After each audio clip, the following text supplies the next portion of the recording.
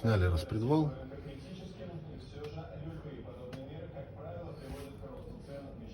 Стаканчики там новые стоят.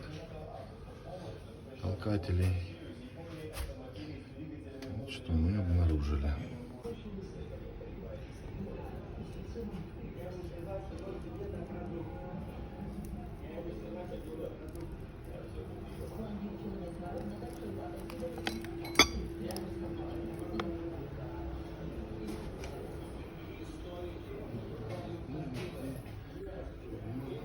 Причина стуков. Вот это и есть причина стука.